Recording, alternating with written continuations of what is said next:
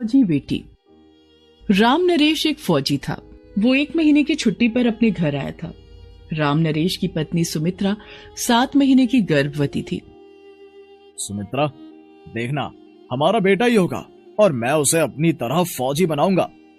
हाँ हाँ, आपका बेटा है, जो चाहे वो बनाना, लेकिन अगर बेटी हो गई तो कोई बात नहीं, मैं उसे भी बेटे की तरह पालूंगा और उसे भी फौजी बनाऊंगा। हे भगवान, बेटी को भी फौज में भेजोगे?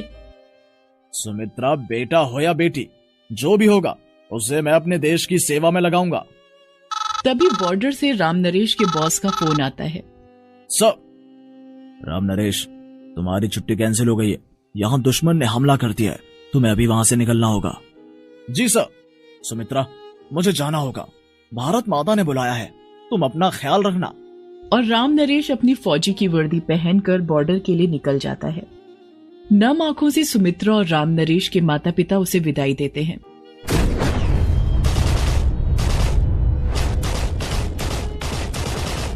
दो दिन के बाद तिरंगे में लिपटा राम नरेश का शव उसके घर आता है। इस हादसे के बाद राम नरेश के माता पिता और सुमित्रा बिल्कुल टूट जाते हैं। लेकिन जिंदगी तो चलने का नाम है। सुमित्रा अपना और अपने सास ससुर का पेट पालने के लिए गांव के एक हॉस्पिटल में साफ सफाई का काम करने लगती है। और 2 महीने बाद उसी हॉस्पिटल में सुमित्रा एक प्यारी सी बेटी को जन्म देती है। हे भगवान, हमारे तो किस्मत ही फूट गई, बेटी पैदा हुई है। ये भी अपनी माँ की तरह हॉस्पिटल में झाड़ू पोछा कर लेगी। अपने सास ससुर की बात सुनकर सुमित्रा बेहद दुखी हो जाती है। पिताजी, अभी तो ये पैदा हुई है, अभी इसके लिए ऐसी बात क्यों बोल रहे हैं? राम नरेश चाहते थे कि उनकी संतान पढ़ लिखकर उनकी तरह फौजी बने। देख बहू, हमारे घर में बेटियों को पढ़ाया लिखाया नहीं जाता, ये सब यहाँ नहीं चलेगा। हाँ, क्या कहा? इसे पढ़ाएगी? अरे चौका बर्तन सिखा देना बस। लेकिन सुमित्रा मन ही मन ठान लेती है कि वो अपनी बेटी को पढ़ाएगी और फौजी बनाएगी। चाहे जो हो जाए, मैं अपने पति का सपना जरूर पूरा करूंगी। सुमित्रा अपनी बेटी प्रेरणा को रोज अपने साथ हॉस्पिटल ले जाती और उसे वहीं सुलाकर अपना काम करती। धीरे धीरे प्रेरणा हॉस्पिटल में ही बड़ी होने लगी और वहां डॉक्टरों और नर्सों के साथ खेलती। नर्सें उसे खूब प्यार करती और उसे पढ़ना भी सिखाना शुरू कर दिया। बोलो, क से कबूतर, क से कबूतर, ख से खरगोश, ख से खरगोश।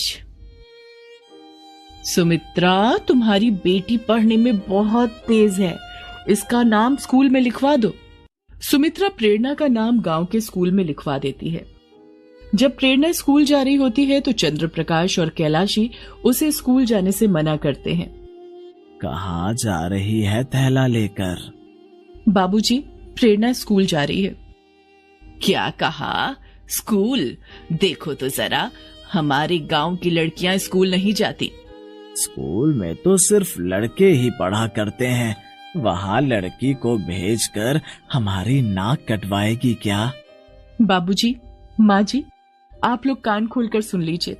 प्रेरणा मेरी बेटी है और मैं इसे स्कूल भेज कर रहूंगी।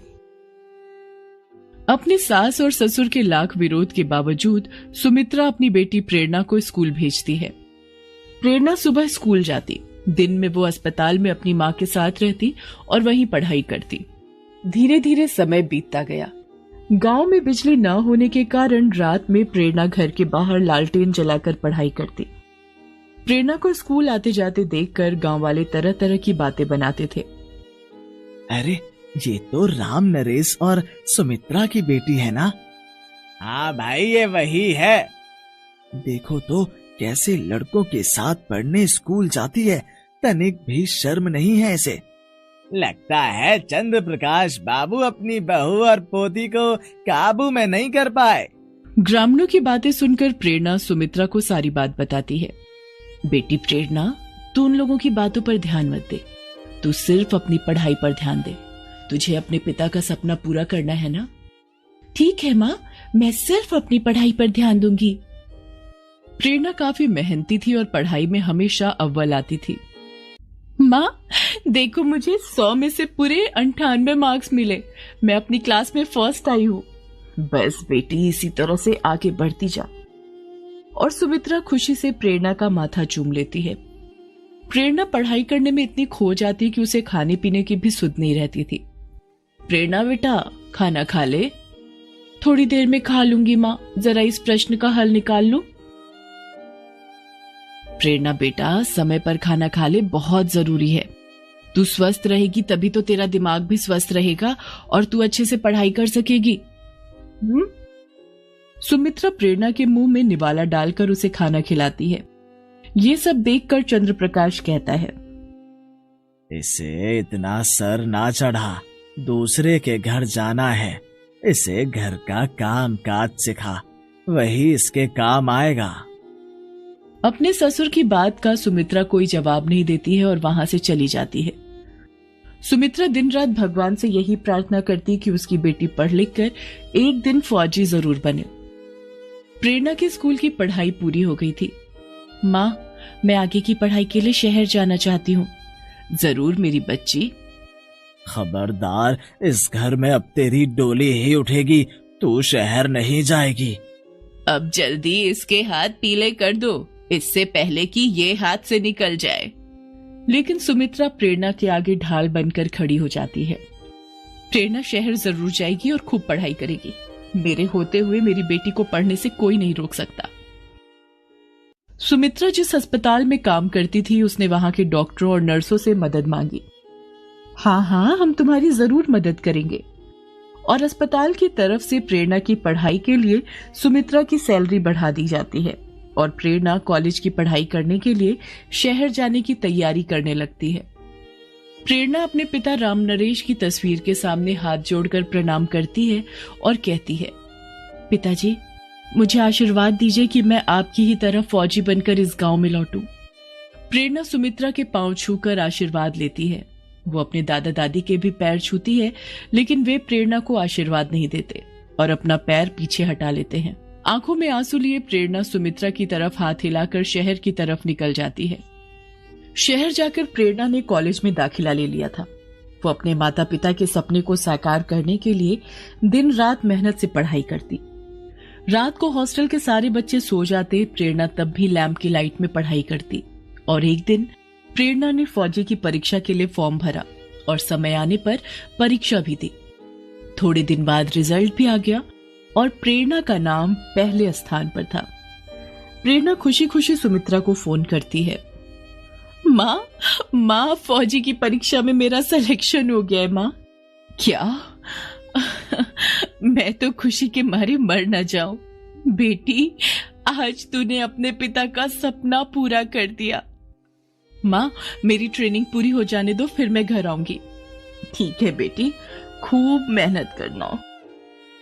अपनी ट्रेनिंग पूरी करने के बाद प्रेरणा अपने गांव आती है। वो फौजी की यूनिफॉर्म में थी। अरे, ये तो राम नरेश की वही बेटी है ना, जो लड़कों के साथ स्कूल जाया करती थी। हाँ भाई, ये तो वही है। अरे, ये तो फौजी बन गई। ये हमारे गांव की पहली लड़की है जो फौजी बनी है। हाँ भाई, इसने तो राम नरेश का सर गर्व से ऊंचा कर दिया।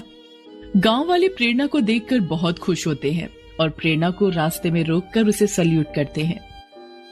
प्रेरणा भी गांव वालों को सल्यूट करती है और अपने घर की तरफ चलने लगती है। लेकिन आज प्रेरणा के पीछे पीछे पूरा गांव चल रहा था। प्रेरणा जब अपने घर पहुंची तो उसने सुमित्रा को सबसे पहले सल्यूट किया। सुमित्रा प्रेरणा के साथ गांव वालों को देखकर डर जाती है। डरो मत सुमित्रा, हम लोग तो बहुत खुश हैं। प्रेरणा ने न केवल अपने खानदान का नाम रोशन किया है, बल्कि इसने पूरे गांव का नाम रोशन किया है। हाँ सुमित्रा, और हम लोग अपनी अपनी बेटियों को भी प्रेरणा की तरह ही बनाना चाहेंगे। गांव वालों की बात सुनकर सुमित्रा बहुत खुश हो जाती है। प्रेरणा के दादा दादी चंद्रप्रकाश और कैलाशी भी वहां आ जाते हैं। प्रेरणा उनके पैर छूकर उनका आशीर्वाद लेती है तो वो दोनों प्रेरणा को गले से लगा लेते हैं। आज राम नरेश का सपना पूरा हुआ। बेटी, हमें माफ कर देना। हमने तुम्हें बहुत गलत समझा। प्रेरणा के फौजी बनने की खुशी में गांव वाले प्रेरणा को शानदार तोहफा देते हैं और प्रेरणा का बहुत सम्मान करते हैं। कुछ दिन गांव में रहने के बाद प्रेरणा अपने पिता की तस्वीर के आगे हाथ जोड़कर राम नरेश का आशीर्वाद लेती है और अपने दादा दादी और अपनी माँ सुमित्रा का आशीर्वाद लेती है और प्रेरणा भारत माता की सेवा पर निकल जाती है। इस बार गांव से बाहर जाते समय सभी गांव वाले हाथ हिलाकर प्रेरणा को विदा कर रहे थे। Please subscribe this channel.